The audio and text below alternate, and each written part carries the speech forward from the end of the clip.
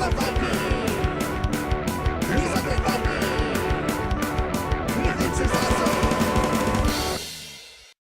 everybody, this is me, the Island Viking, and this is Sheeple. Sheeple is a party game for up to 4 to 10 people. You can play as individuals, and you can also play as teams, in which each person is taking on the role of a sheep that is trying to become more like a human being and become more of like the person following the herd, a sheeple, if you will. It is a word game where you are given a category, and you're going to have to try to figure out words that match up with that category, and you're going to try to hope to connect with one and only one other person that's playing, you and that person guessing the same words. So you can score extra points and move further down this track and eventually have your sheep graduate from university. But anyway, the game is really, really easy to play, and it is a lot of fun. But let me show you how it's played, and then we'll come back here and I'll talk a little bit more about this. Like any good party game, Sheeple takes about 5 minutes to explain, and you're going to be up and rolling in just a matter of moments once you teach everybody how to play. Each person's going to get one of these cute little sheeps. Like this is an astronaut sheep. This is like a military general sheep. Here we have a fireman sheep, a girl rocker sheep, or whatever. You can play with up to 10 people, and you can also play teams, and I'll talk about that in just a little bit. The whole goal of this game is to get your sheep from elementary school. It's tough to say. Instead of elementary school, it's elementary school, like lambs, ha ha ha. Okay, and then you graduate from university up there. So you have to follow this path. Now, don't let the look of this, I realize it kind of looks like your favorite child games from when you were younger. And in a lot of ways, actually, that helped me teach the game to my kids. And this is one of those games also that worked really well with my gaming group, but also worked really well with my family. And I'll talk about that as well here in just a little bit. But anyway, you pick the first person who reaches the end will win the game. And there's extra spaces here that you can have multiple people reach the end, but whoever gets furthest down the track will end up being the winner.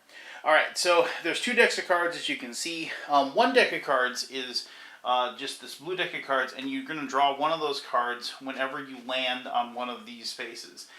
These cards will just give you basically good or bad luck. Like you'll get a card that says move forward 4 spaces, or you could get one that has a bad one, back 4. And they all have these little jokes on there, like get sheepnotized, learn to play the ukulele, dyed your wool the wrong color, and so on and so forth. So little puns and jokes, and that's kind of like the theme of this game, obviously. Alright, but to play the game, the one person, you just pick them to be the shepherd for that particular turn, will grab one of these cards and they'll turn it over. And then you'll see there's 3 different categories.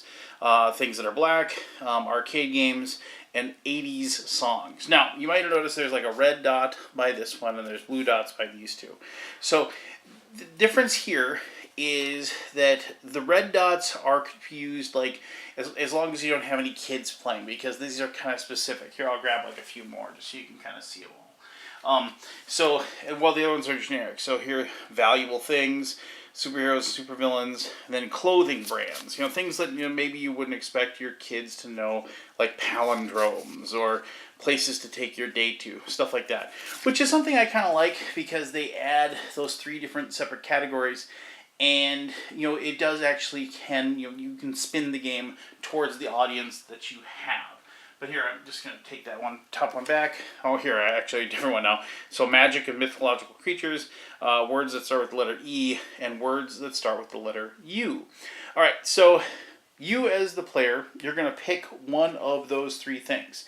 And after you pick one of those 3 things, everybody's going to grab a pen or stylus, if you will, and they're going to grab a piece of paper, and people can have pads of paper or what have you.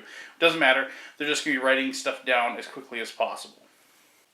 So after somebody picks the categories, let's say we're going to take the first one, that magical and mythological creatures. They state that, they take the 60-second timer, they turn it over, place it in the middle of the board or wherever, and then everybody scribble, scribble, scribble, scribble, scribble. As quickly as possible, writes down all the things they possibly can write down. Now, obviously, you want them to figure the heading because you want to match up with what other people have picked. However, you don't want to be too specific, meaning that you're not going to connect with somebody.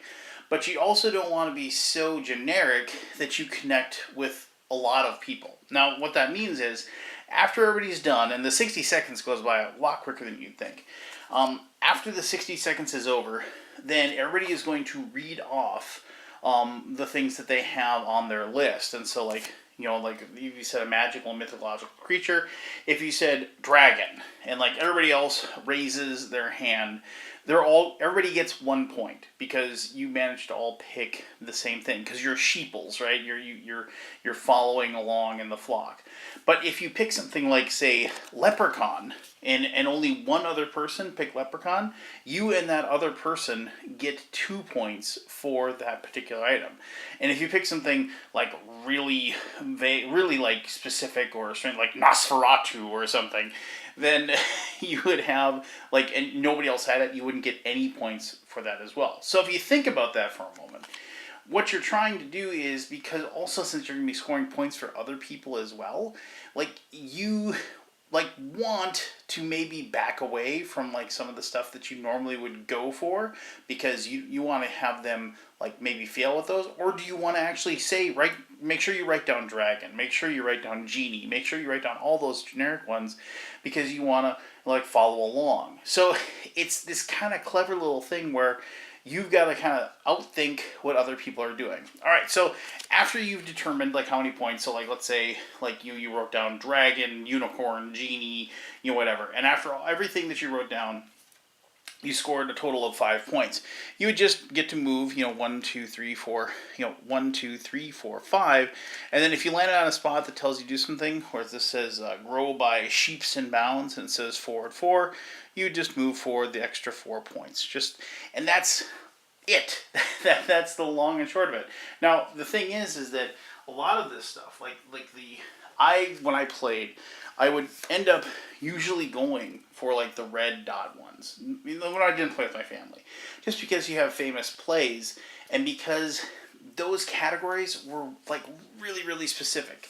And so you were kind of like playing against like other people maybe not knowing a lot of plays and knowing only one or two, and then trying to guess like, I have friends who, wouldn't know a play to save their life. So I had to like go by, what kind of movies based on plays had they seen, those sorts of things, and trying to match up. And that made the game really challenging. A lot more challenging than say, and also like, things that says, like words that start with the letter E. How many words start with the letter E? I mean, you're going to be guessing everything you possibly can. It's like eyeball, eel, elephant. Just like trying to go through everything. But there's so many words that the chances of you sticking on them or hitting on them with other players, it's kind of a crapshoot, which ends up making the game a lot of fun as well, just because you get kind of annoyed and upset with what other people would have picked, as far as like not coinciding with what you decided. The game is over relatively quickly. Obviously, the track isn't too far. As long as you're guessing correctly, you're going to get to the end. And as with lots of party games, yes, there's a goal. You're trying to win the game. But winning really isn't the goal, right? This party games are all about everybody having a good time and laughing and enjoying each other's company. And it is just kind of fun just to kind of pick each other's brains and trying to figure out who wins. But let me talk more about party games in general and why I think Sheeple kind of has an aspect to it that really makes it stand above a lot of the other party games that are out there right now. Oh, that was awesome. Anyway, Sheeple. Now, I mentioned party games. So, I've really gotten into party games lately. I think it has a lot to do with the quick teaching time and also the fact that I've been playing a lot of games with my family and my extended family. My older brother, who normally lives in Las Vegas, Nevada, has moved back to the upper Midwest where, and he's about like a half hour, 45 minutes away, so he's over at my house quite a bit.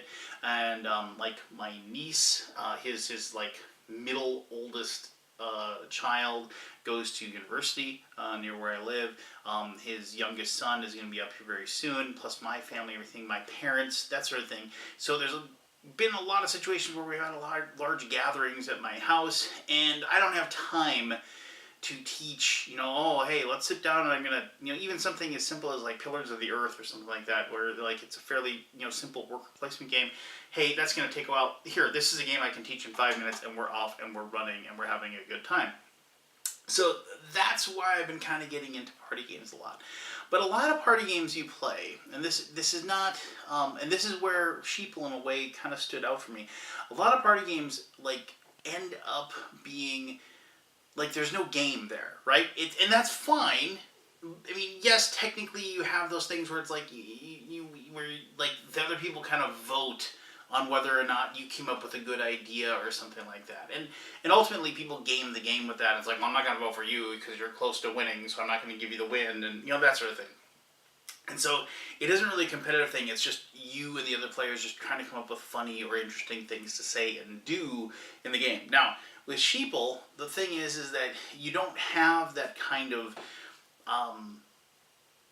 nebulous voting / scoring aspect to it. I mean, this is a pretty straightforward, hey, what are you thinking, I'm thinking that you're thinking type of thing. And I really enjoyed that about it. I love the idea of, like, I don't want to, like, write down really, like, there's, like, name fruits, it's like, oh, it's like, yes, I could just go apple, banana, pear, grapefruit, they go down, but, if I went something, cool and weird and off the wall, like I said, a plantain, and hope somebody else would say that, and then, hey, yeah, cool, we got 2 points for that sort of thing. So, and then you have you're kind of weighing that. Do I try to rack my brain for, like, specialty items like that and hopefully cash in extra with some points, or do I just rattle off a bunch of the same generic stuff? And then that kind of goes along with the whole idea of the game of Sheeple. You're all just picking the same things and you're moving the same rate down the path. And so I found myself like outthinking myself at times, which made for a funny time and everything like that. And ultimately, that's one of those things where you're playing games like this so you can have laughs with your family and jokes and so why would you pick that? Why would you pick that sort of thing, or like when somebody comes up with like something that's totally off the wall, you're like, that's not even a fruit, is it? That sort of, and if you think about it, those are the things that stand out as far as after you're done with the play session, and then you mention it again next time you take the game out and you're laughing about your cousin's like bad choice of a word in a certain situation or what have you.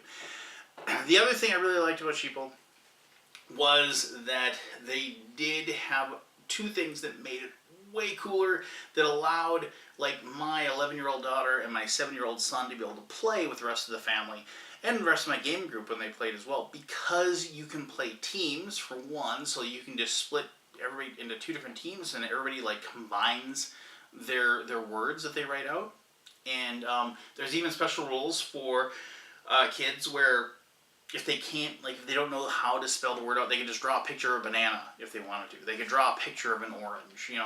If like they're doing things that start with the letter E, they could draw a picture of an elephant. Even if it isn't the best picture, you can say, what is this? It's an elephant. Oh, okay, cool, it's an elephant. That sort of thing.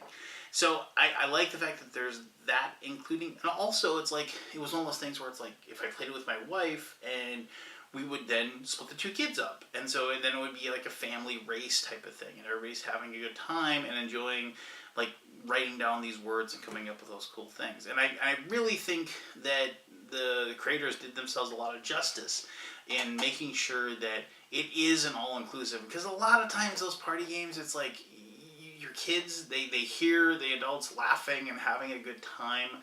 And that draws them in, and they're like, what are you doing? We're playing a game. Oh, can I play? And you're like, oh, well, I don't really know if I can explain this. But with this, it was like, yeah, come on in here, let's do this. And then that's the kind of stuff that I'm going to remember a long time, when my son's laughing his butt off because like he's like writing out all these cool little creatures that start with the letter E, or dragons and unicorns and what have you. So I like that about the game. And it's it's tough to find a party game that kind of bridges that gap between those two different groups and makes it enjoyable for everybody that's involved. So there you go, man. There is Sheeple. Now, I mean, like I said, this isn't going to be the most brain burning of games you're ever going to play.